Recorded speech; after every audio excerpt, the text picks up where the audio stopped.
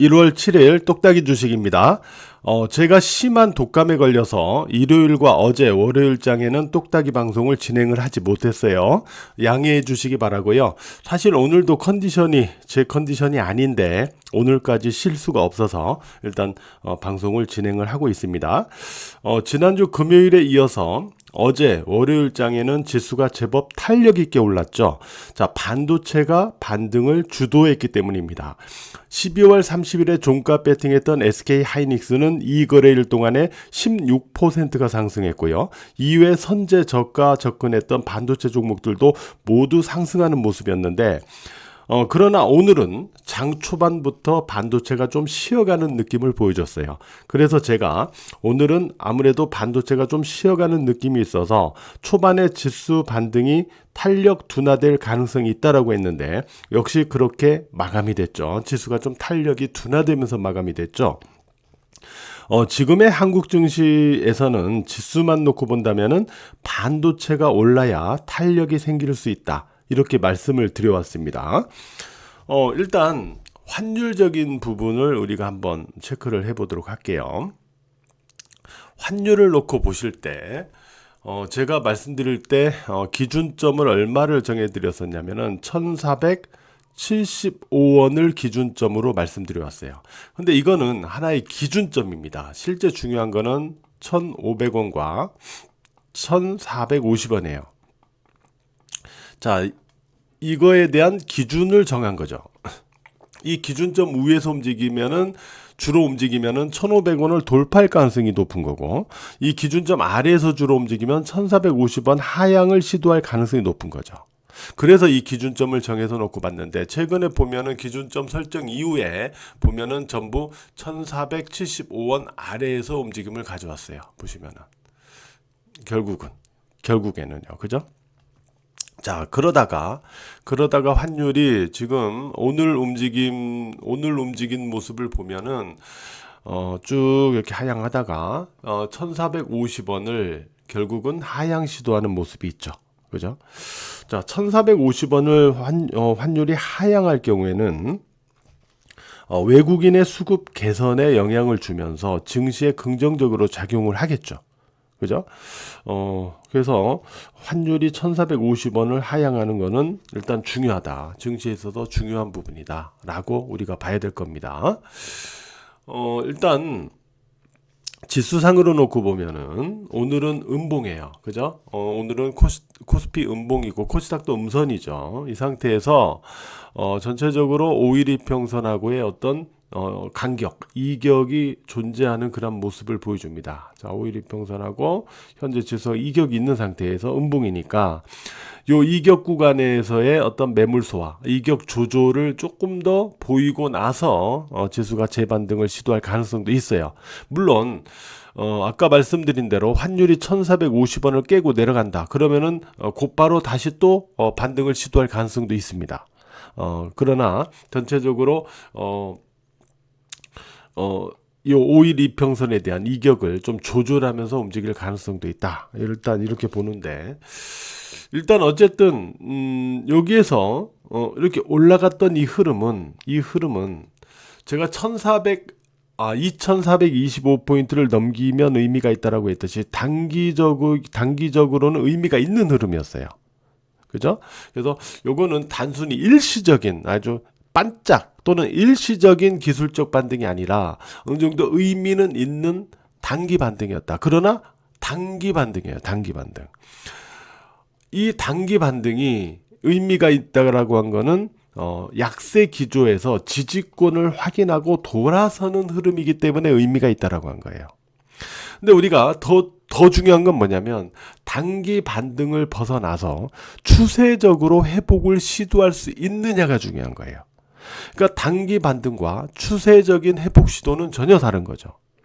그러면 그 추세적인 회복 시도로 연결해 나가기 위한 중요한 길목이 어디냐를 우리가 확인해 봐야 됩니다. 그게 어디냐면 코스피 같은 경우는 2,525포인트입니다. 그리고 코스닥은 719포인트예요. 자, 코스피 2525포인트, 코스닥 719포인트, 여기를 돌파해서 지지로 전환해 나간다면 그때부터는 추세적인 회복 시도와 맞물리면서 들어가는 거예요. 알았죠? 그래서 이게 상당히 중요하다라고 보시면 될 것 같고요. 코스닥 같은 경우는 이미 그 부분에 거의 근접해 있죠. 그죠? 근접해 있습니다. 그래서 요 5일 이평선하고 이격 조절 후에 다시 재반등하면서 요 719포인트를 지지로 전환해 나간다면은 아주 긍정적인 그런 부분에서 일단 추세적인 회복과 맞물려서 이렇게 체크를 해 나가는 포인트가 되는 거죠. 그래서 이게 상당히 중요한 부분이다라는 말씀을 좀 드리도록 하겠고요. 자, 종목을 우리가 놓고 볼 때 삼성전자는 5만 5천 원에 대한 지지 방어 여부를 계속 확인을 해봐야 되겠죠. 자, 내일 삼성전자의 잠정 실적이 발표가 됩니다. 자, 이게 어떻게 나오는가가 상당히 중요하겠죠. 그래서 대부분의 증권사들은 이제 실적 컨센서스를 갖다 하향하는 그런 상황이었는데,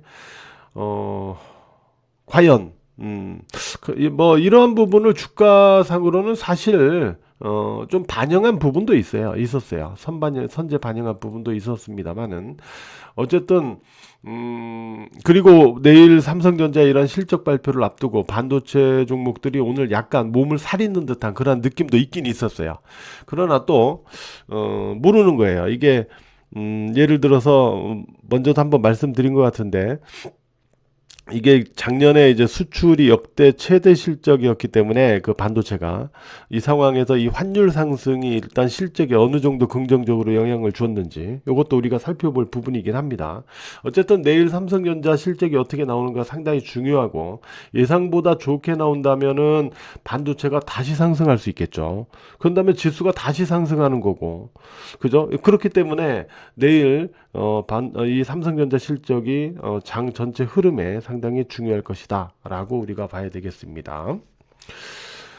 여기다가 오늘 또 뭐가 있었냐면은 바로 이거죠. 황 CEO, 엔비디아 CEO가 이제 요 지포스 RTX 50 요 시리즈를 공개를 했어요. 그래서 뭐 가격은 최저 549달러부터 시작해서 전작 대비 1000달러 가량을 낮춰서 가격 경쟁력을 확보했다 이런 평가를 받고 있는데 특히 여기에 마이크론의 GPDDR7을 탑재한다라고 언급을 했어요. 바로 이 부분이 일단 오늘 국내 관련주에 좀 영향을 줬는데 말이죠. 어떤 영향을 줬냐면은 일단 SK 하이닉스는 올해 HBM 캐파를 갖다가 월 11만 장까지 확대하겠다. 라고 하는 약간의 뭐 호재성, 개별 호재성 내용도 있었어요. 그러나 일단 아까 그 부분 마이크론 제품이 이제 그 탑재된 그 부분 때문에 또 매물도 나오는 그런 상황이었거든요. 그래서 오늘 SK 하이닉스는 한 2.4% 정도 조정으로 마감이 됐습니다. 반면에 마이크론과 관련 있는 종목들 샘CNS 같은 경우는 여기에도 이제 나와 있지만은 이러한 쪽으로 이렇게 하고 있는 관련이 있는 그러한 기업입니다만은 어쨌든 샘CNS하고 IMT 이런 종목들은 이제 급반등을 했고요. 여타 테크윈과 한미반도체 이런 종목들은 오늘 반도체가 전체적으로 쉬어가는 가운데에서도 상승권으로 마감되는 그런 모습을 보여줬습니다. 그래서 마이크론 관련 있는 종목들의 이런 상승도 오늘 있었다라고 봐야 되겠죠. 그리고 지금 2차 전지가 엔비디아가 최근 좀 반등 시도하면서 좀 관심들이 좀 있는 것 같은데 에코프로를 우리가 놓고 보면은 에코프로 같은 경우는 63,300원, 63,300원을 일단 넘어가느냐가 일단 중요해요. 63,300원입니다. 63,300원을 일단 넘어가느냐가 일단 중요하겠고요. 다만 아직은 낙폭에 따른 기술적 반등의 성격입니다. 아직은 낙폭에 따른 기술적 반등의 성격이고 왜냐하면 우리가 보면 지금 어디서 반등이 시작되냐면 월봉 60월선 보이죠. 60월 이평선 정확하게 거기에서 반등 시도한 거거든요. 거기에서 반등 시도한 거고, 일단 낙폭에 따른 기술적 반등 시도고, 이게 추세적으로 올라가기 위해서는 조금 더 흐름을 조금 더 확인해 봐야 된다. 조금 더 63,300원을 일단 지지로 전환시켜 가면서 좀 더 흐름을 개선시켜 나가야 돼요.